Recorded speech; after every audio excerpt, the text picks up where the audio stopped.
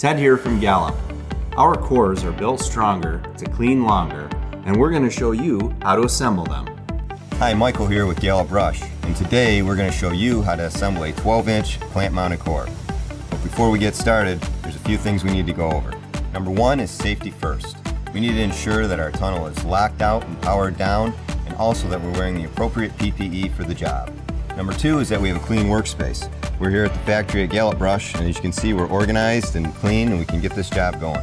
And number three, that we have the appropriate tools necessary for the job.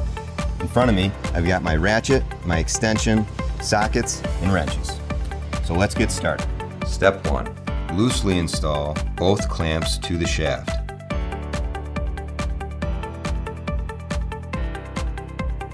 Step two, attach two core sections opposite of your core clamp bolts.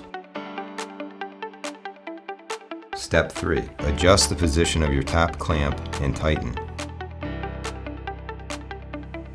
Then, tighten your bottom clamp. Step 4. Install remaining two core sections. Step 5. Tighten all bolts on core sections. Step 6. Install core covers. Core covers may need to be flipped to align.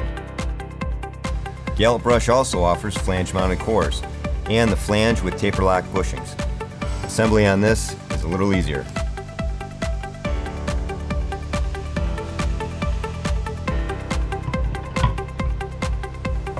So no matter what cores you have at your car wash, from the tallest wrap to the shortest rocker and anything in between, Gallop has the resources to create these to your specifications, and they'll all be assembled using the same basic steps. Subscribe to our channel for more tips and learn how you can clean up with your car wash. Only Gallop. Only Gallop. Only Gallop. Only Gallop.